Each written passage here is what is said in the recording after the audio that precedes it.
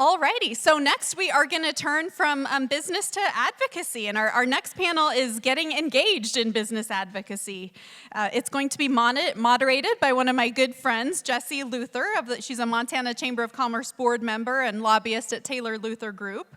Our panelists will include Lorraine Clarno, she's the president and CEO at the Kalispell Chamber of Commerce, Emily Herndon, owner of Plains Physical Therapy and current president of the Montana chapter of the American Physical Therapy Association, and then also Heather McDowell, who's the senior vice president and general counsel of external and legal affairs for Siboney-Stillwater.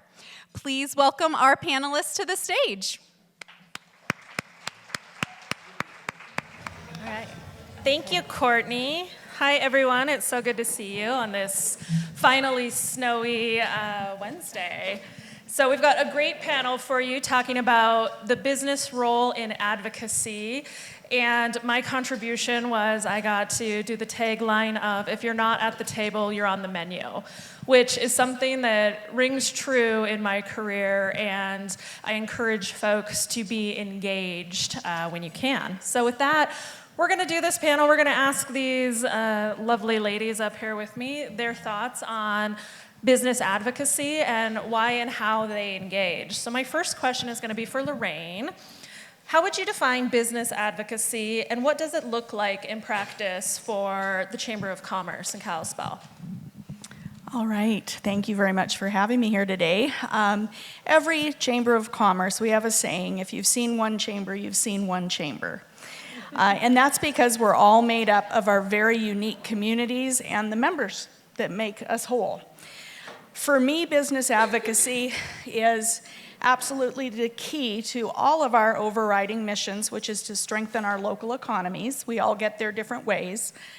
But business advocacy, serving as the voice of business, representing business to government, is absolutely critical.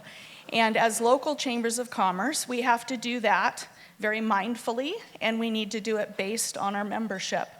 We have very broad-based memberships, from the single entrepreneur to the advanced manufacturer and everything in between. And they all have various needs and desires, and our role is to create that economy that allows them to thrive. And that means talking about policy, rulemaking, all kinds of different things. Building local coalitions so that we can be larger voices, whether that's locally or at the state or even federally on some chambers. So I believe it's paramount. If you're going to be a successful chamber, you need to be in the business advocacy game. It's not always easy. Sometimes you have to armor up, but it's worth it if you can establish what your business members need to thrive, because if you have a thriving business community, you're going to have a thriving overall community. Thanks, Lorraine. That's an awesome answer. I think it'll help kind of set the table for everybody. I'm going to switch to Emily and ask why you believe that businesses have a role in shaping public policy and/or community issues. When I started my business in 2008, I figured advocacy was someone else's problem, and I'll just pay somebody, an organization, to do it. And then something happened in my career that changed everything. And it actually happened to every single one of us in this room in 2020. I shut down my business. I laid off everybody, including myself, and I found myself as a stay-at-home mom with a kindergartner on Zoom and a kid I was potty training, and a husband that if he spoke 5 words, he met his agenda to the day. I was going crazy, but for the first time in 12 years of my business, I paused and thought about my business, and it was an amazing opportunity to realize how pissed off I was about my business and the culture around it. And so then what I did was reach out to our local association that does advocacy roles, and I said, I don't like any of this. I see my decreased reimbursement. I saw more administrative burden. I saw us doing more paperwork than actually working with patients, and it frankly sucked, and I didn't want to be in the profession that did that anymore. So I asked, I told them what I thought, and the next thing and with some solutions, next thing I know is like, why don't you run for a board position? I'm like, why don't I? And that turned into, it turned into what us as small businesses do. We problem solve in our small businesses every single day. And now we have an organization in which we can problem solve. And industry specific is essential. The Chamber does an amazing job of advocacy on a whole business level. But when we come down to really specifics, that's where we began to thrive. So that is an amazing option for either become involved or at least contribute. Thanks, Emily. I'm going to shift to Heather, who has a bit of a different perspective, working for a large business entity, and ask, have you seen a direct connection between policy decisions and your bottom line? And are you comfortable sharing an example, a real-world example with the group? Yes, 100%. First, I want to go on the record as I guess everyone can see my #1 Chamber fan badge. So I think chambers are, I'm a member of the Billings Chamber. I'm going off the board this year, and I told John Brewer, I'm like, okay, there goes my social life. So it's, I think, the best place to advocate. So we are operating the only platinum and palladium mine in the country. We also have a large platinum and palladium recycling business. And I think as everyone is probably at least a little remotely familiar, having grown up on a cattle ranch, I'd certainly rather be raising cattle now than palladium the last few years. It's been a really rough go. And I think really it takes us back to the roots of business advocacy, which is, I think, authentic relationships. And I think that's what I see all around the room are people who really care about each other and who care about the relationship. And so in our case, when the palladium market started going down, we thankfully had a number of these very good, authentic stakeholder relationships. And we've really, so far, we'll see if the second one holds true, but we've really hit 2 home runs through our stakeholder support. So the first is we needed a tax credit that had the potential to be in the Inflation Reduction Act, passed in August of 2022.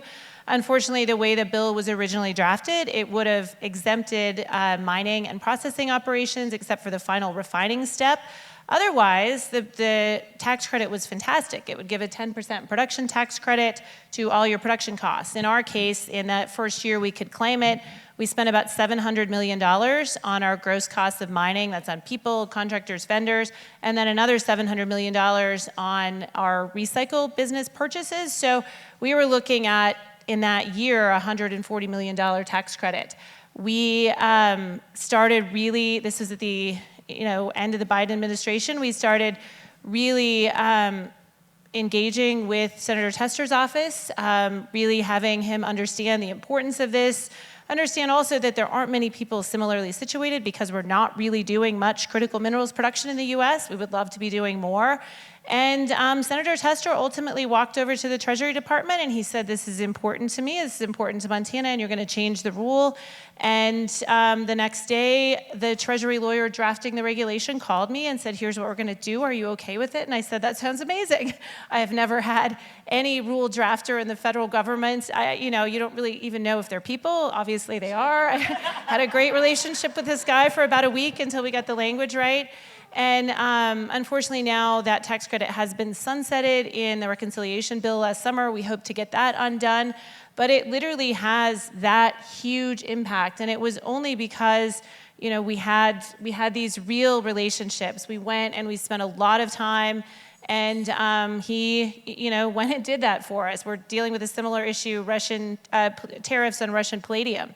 And Senator Daines has done something very similar. He said commerce, is ultimately the one responsible for levying tariffs. And he walked over to Chairman Lutnick and said, we need this done. And they expedited our case. The case speaks for itself on the merits, I would like to think, but it really has rebounded the palladium market, and it's everything. I don't know if we would be in operation without the 45X tax credit and without having turned the market around with stopping Russian palladium imports, essentially. So it's probably everything to, a $6 billion a year business. Yeah, those are some fantastic examples of real-world results from advocacy. I'm going to go back to Emily as the owner of a small business and ask for some more real-world results about advocacy impacting your workforce as far as recruitment, retention, morale, company culture. Have you noticed any changes or been able to affect any changes in those areas? Absolutely. So I am very proud to say that when we entered Montana 2025 legislation, we introduced 4 bills. 3 of them were very much workforce-specific bills. Number 1 was our Medicaid rate reimbursement. We are reimbursed at 62% of a physician rate, and that means we surveyed a number of businesses all over the state that have PT, OT, so occupational therapy and speech-language pathology. We found that we're losing $44 an hour every single time we see a patient on Medicaid. Yeah, that's a problem. So we legislated a rate reimburse increase and adjustment. I am great to say that it passed legislation 95%. Unfortunately, it was not in the governor's budget, and it was vetoed. So we will go back in 2027. The second one was actually our workman's comp. You guys in business all know about workman's compensation. And knowing that your workers need to get to active treatments early and fast. And that is hard in an environment in healthcare that we have workforce shortages. Since 1987, PTs have been able to, patients been able to access PT directly, except in our workman's comp space. They actually had, the recommendation is to see a physician or a number of other people on their list, nurse practitioners, PAs, chiropractor, and we're like, add ourselves to the list. So we were able to overwhelmingly pass that with 100% support in both the House and the Senate, and that is now, we are now treating physicians on the list since October 1st of 2025. So not only helping our workforce shortage, thank you, but also allowing us to treat our community members, because it really, in my small community of Plains, it really is unfortunate when I have a person that hurts their shoulder while shoveling snow. But if they hurt their shoulder while shoveling snow, gosh, I'm sorry, at their workplace, they couldn't come see me directly. So that was the second one. The third one was actually expansion of our workforce within PTs. We have assistants, they're licensed, they're educated, and we weren't able to utilize them as much as we could, really affecting our pediatric clinics. So this was pediatrics and hospitalists saying, we need to evaluate more patients faster, get them in the door, and get them to our assistants quicker, and having this provision of going back to those patients every 2 weeks, if that's not appropriate, we should be able to extend that out. So those are 3 major pieces of legislation that helped our workforce directly and our businesses directly that we were able to pass in 2025. And in 2027, we're looking at 5 bills. So most of them all tied to workforce businesses. That's fantastic. 5 bills is a lift. But I look forward to watching you, do your business. So you've heard some great examples from both the state level and the federal level. So I want to ask Lorraine her perspective on, do you think advocacy is different in Montana? And maybe talk a little bit about how advocacy for businesses varies between the local level, the state level, and the federal level. Absolutely. It's very different. In Montana, you all know we have one session every other year for 90 days. It is fast, it is furious, and it's frankly insane when you have 4,000 bills tossed out at legislators who don't have the ability to, get through all of that. And at the local, so at the state level, you're talking legislation that sets rules and how things are going to happen in the business community for this topic. At the local level, you're talking about direct impacts and how that's going to get implemented within your local cities, counties, et cetera. So, at the state level, have you all heard of the hallway test? Talking about relationships with legislators and your mayor, your city councils, county commissioners. If you can't pass through a hallway and they can't say, "Good morning, Christy, how are you?" you're not going to be very successful at your advocacy, and you mentioned that. And that's the same at both levels. I think the key overall, whether it's local or state, is that you have had to have built those relationships 2 and 3 years before you're going to be effective and your voice is truly going to be heard. And I'll give you an example I was sharing a little earlier. We actually endorsed candidates this year for our mayoral race and city council. And that was a huge step for our organization. And it all comes down to process and relationships. And we had a luncheon recently. Our choice or endorsement for mayor did not make it. She lost by about 280 votes. We have a great guy, Ryan Hunter, who did win. He's been on city council for some time. I've had a great working relationship with him for 5.5 years. At our luncheon, we had him come for the State of the City address, which was the first ever done. Our previous mayor was never willing to do it, so I was so excited when Ryan was able and willing to come with the city manager. And at one point, in answering a question, he said, "I know I wasn't your first choice," looking out to my membership's crowd. And there was literally an audible gasp in the room, and people turned and looked right at me. And at the end of the day, I said, that was the best thing that could have ever happened, because it shows Ryan's okay with it, and we're going to be able to influence and work with. And we've established, a fantastic new set of leadership in our community, and we're going to be able, I believe, to move a whole lot of things forward because we have those relationships. But that is the foundation of any business advocacy. Don't do it unless they know you and they know who you are and what you represent and your organization and the values it stands for. Thanks, Rain. That's some very sage advice.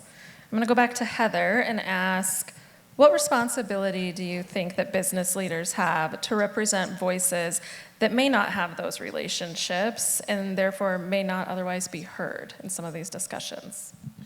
Yeah, I think Lorraine hit the nail on the head with, again, kind of these authentic relationships. So maybe a couple of examples from our side. We have a unionized workforce. And in the last, I guess it's been 3 sessions, we have essentially killed the right to work bill in Montana. We value our bargaining units. It's been a good relationship for us with the United Steelworkers. It's certainly not always perfect. We're going into negotiations this year, and I think it'll be difficult, but it is a relationship that we value very deeply. And we have those relationships all the way up to the international level. They're co-petitioners in the trade case that we're working on right now. And that's something that we have committed to do for them every time. Every session, we will do whatever it takes to kill the right to work bill in Montana. And when you see all the union folks gather in the Capitol, I feel like we're absolutely doing the right thing. And I think maybe on another front, we have really positive collaborative relationships with local environmental and community groups under our Good Neighbor Agreement, and it's been in place for over 25 years now.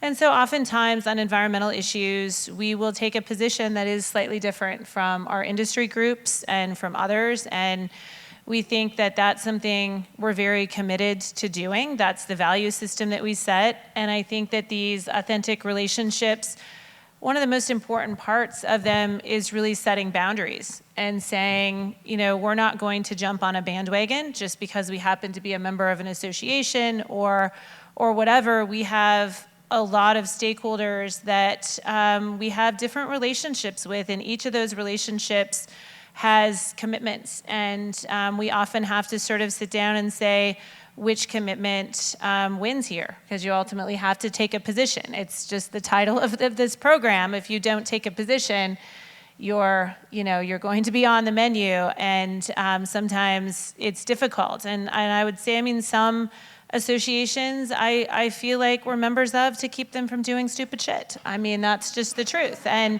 I think you just really have to have those real, I love what you said about needing 2 or 3 years to establish those relationships. You have to have those, and you have to have those expecting no return. You have to have those because you care about people, you care about Montana, and that someday that relationship may be important, but not in the way that I'm going to make this relationship because it'll pay back. It's this is an important stakeholder in our web of operations, and I think that then you just have to take each relationship and evaluate it. Yeah, that's fantastic. And you're kind of touching on sort of the risk profile that potentially exists when you do engage in advocacy. So my next couple questions are going to be about that. I'm going to go to Emily and just ask, what advice would you give to businesses that are hesitant to engage? That is always a wonderful question. I mean, I work in healthcare, so my relationship with patients, I still treat patients to this day, and that is vital. And when you think advocacy, sometimes you think politics. And if my patient thinks maybe I didn't vote the way they did, they may not trust me. But when we start looking at the advocacy space that I reside in, physical therapy, healthcare, and business, and actually childcare and children, I can speak for itself without it being politics, because again, it's real world solving problems that bring up it that shouldn't be a left or right conversation. And my patients know that I regularly go to Helena and Capitol Hill. They trust me that I'm making good decisions for my community and for my employees and for my business and for the profession at large. So advocacy does not always equal politics. And that's my 2 cents there. I think that's some great advice. I'm going to go back to Heather and ask her to talk more pointedly, I guess, about the risks of engaging in advocacy and how you and your company have handled them. Yeah, I think anytime you stick your neck out, your head can be chopped off, right? So I think that it is very important to be strategic about it. I think in all these relationships, you really are, when you stick your neck out to help someone who is a stakeholder who may, it may not matter a lot to us or to me personally, but something is very important to someone else, and that you have the influence to actually make a difference. I think you really do have to make a calculated decision. Is it worth it, right? What is the cost of it? And all of these decisions, every position we take has some sort of cost, and I think it is somewhere, the right answer is always somewhere between, going and becoming sacrificial, because you can't afford to do that. There are a lot of other people that need things as well, and I think it really is just strategically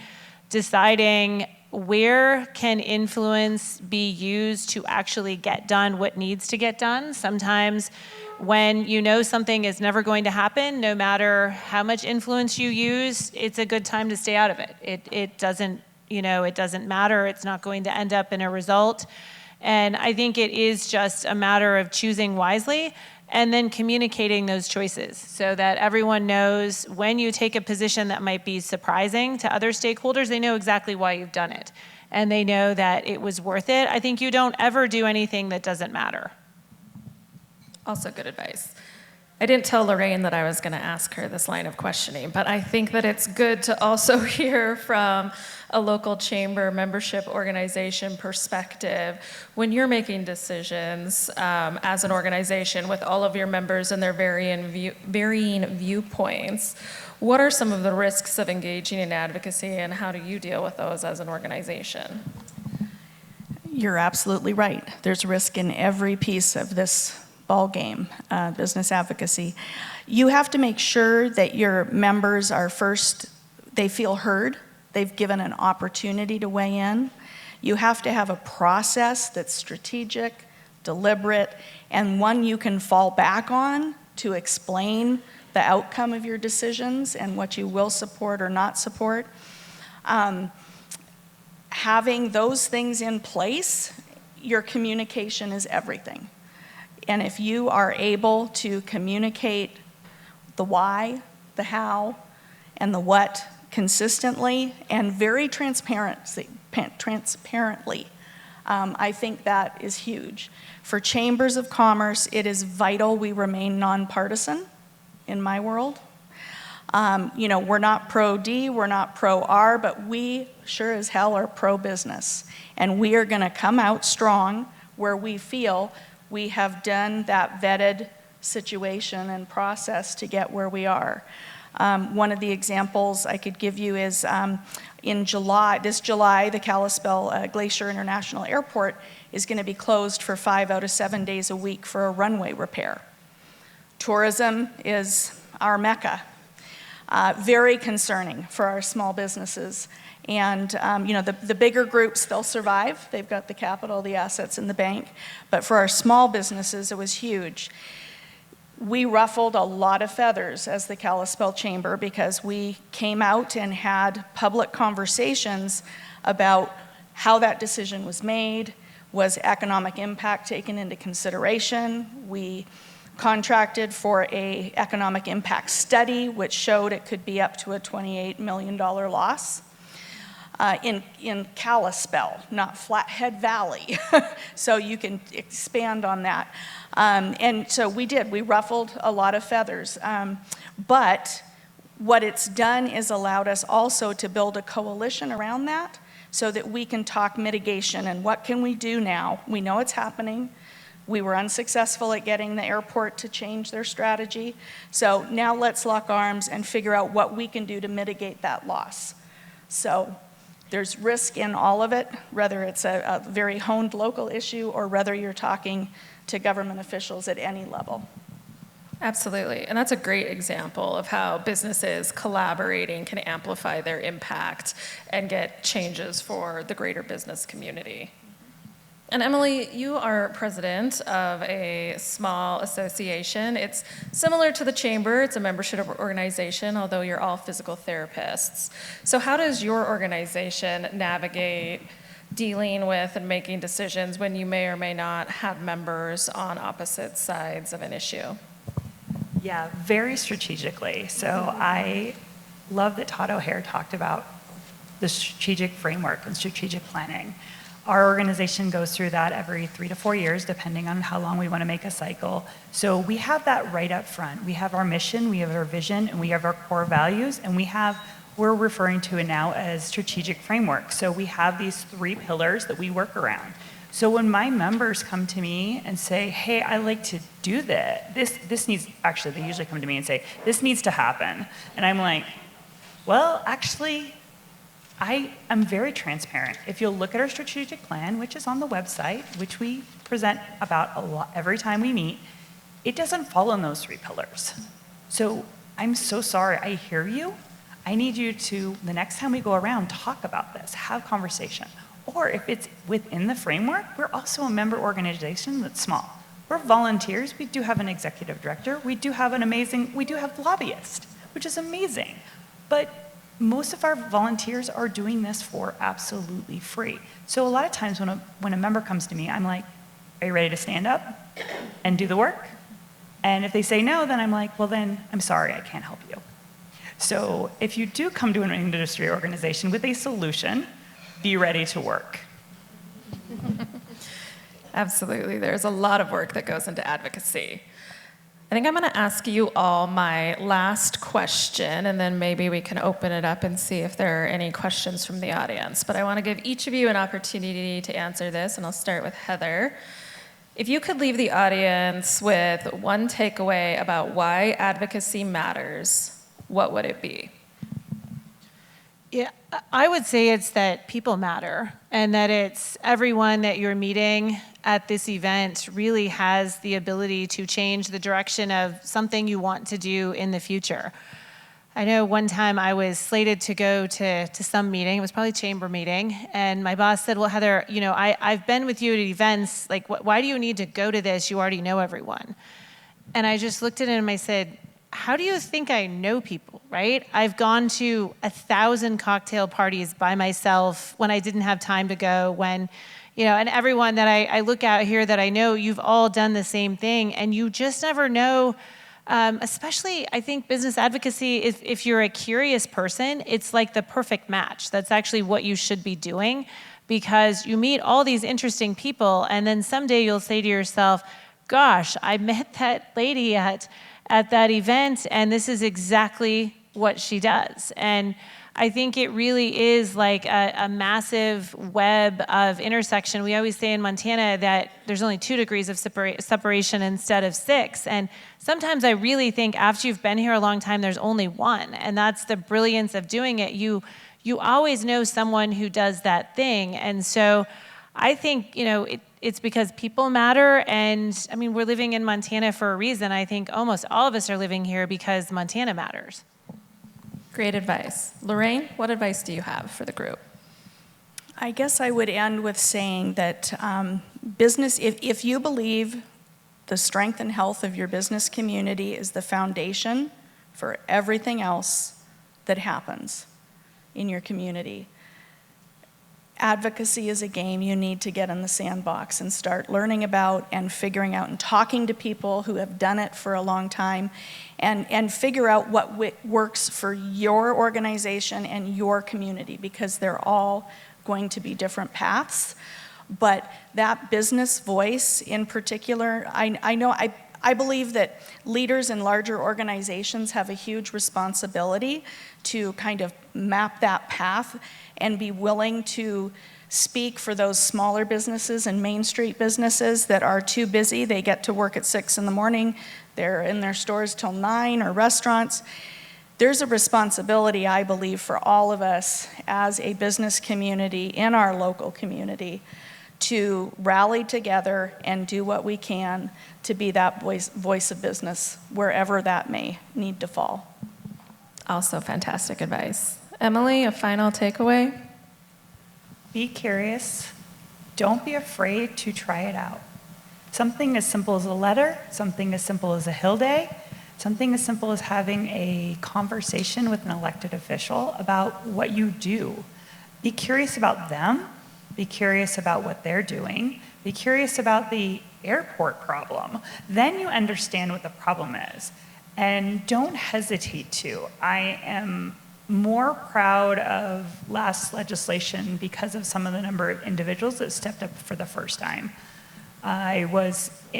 We had 2 bills going on literally at the same time. One was a little more contentious than the other. And I knew it was a potential that was going to happen. I got the phone call, and I turned my lead testimony over to a University of Montana physical therapy graduate and said, good luck. He did wonderful. But he showed up knowing that I was potentially going to turn over my legislation lead to this bill to him. And it was wonderful. The PTA supervision bill was brought by one person. It was actually, the idea was brought to me by 4 other people before her.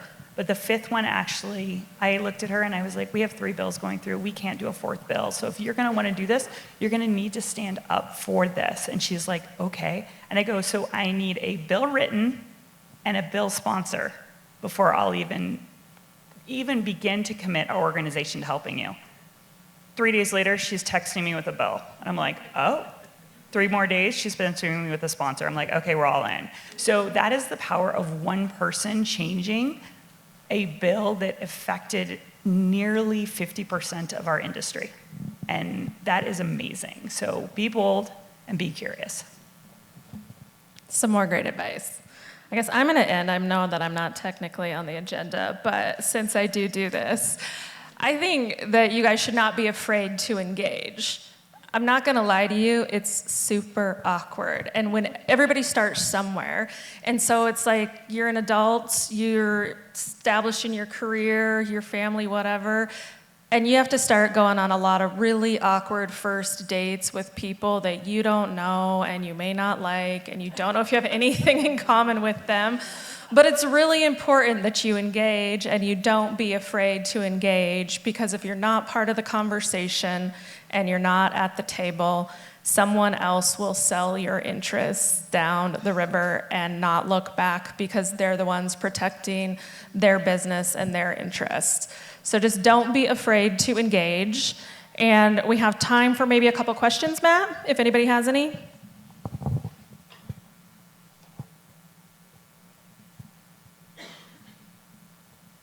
All right, mic drop. Courtney, we're turning back to you.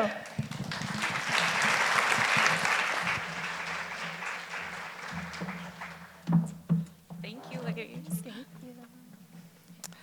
Thank you so much, Jesse, for leading that conversation. Heather, Lorraine, Emily, thank you so much for bringing your insights and for taking the time to stand up for what you believe in. I think that's something that we've heard again and again, the importance of simply showing up.